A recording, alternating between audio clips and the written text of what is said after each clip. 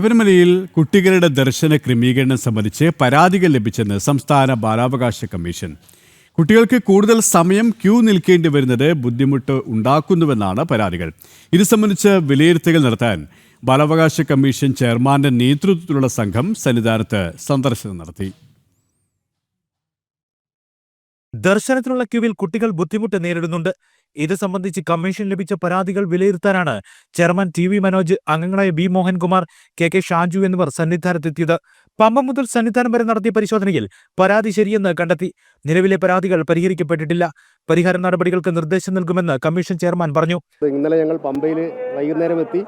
അവിടെയുള്ള അറേഞ്ച്മെന്റ്സ് ഒക്കെ ഞങ്ങൾ ഇന്നലെ മനസ്സിലാക്കിയിരുന്നു. കുട്ടികൾക്ക് കയ്യിൽ ടാഗ് കെട്ടിക്കൊടുക്കുന്നുണ്ട്. അതൊക്കെ കൃത്യമായിട്ട് തന്നെ പോലീസ് ചെയ്യുന്നുണ്ട്. അതിലൊക്കെ ഞങ്ങൾ സാറ്റിസ്ഫൈഡ് ആണ്. പക്ഷേ എന്തായാലും ഈ ഒരു വലിയ ക്രൗഡ് ഇവിടെ വരുമ്പോഴുണ്ടാകുന്ന ഒരു വലിയ മോബിനെ നിയന്ത്രിക്കാൻ വേണ്ടി വരുമ്പോൾ അതിനുള്ള ചില പ്രായോഗിക പ്രശ്നങ്ങൾ ഞങ്ങളിപ്പോൾ രാവിലെ 1 മണിക്കൂറോളം ഇപ്പോൾ ADGP ആയിട്ട് സംസാരിച്ചു, ദേവസ്വം അധികൃതരുമായിട്ട് സംസാരിച്ചു. അവർ ഞങ്ങൾക്ക് മറുപടിയും ലഭ്യമാക്കിയിട്ടുണ്ട്.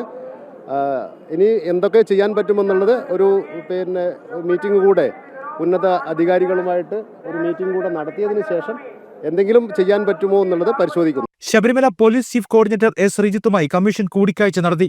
ദർശന ക്രമീകരണത്തിൽ കുട്ടികൾ നേരിടുന്ന ബുദ്ധിമുട്ടുകൾ പരിഹരിക്കാൻ ശബരിമലയിലെ ഉദ്യോഗസ്ഥരുമായി വിശദമായ ഹിയറിംഗ് നടത്തുമെന്നും കമ്മീഷൻ വ്യക്തമാക്കി. ജനം, സന്നിധാനം.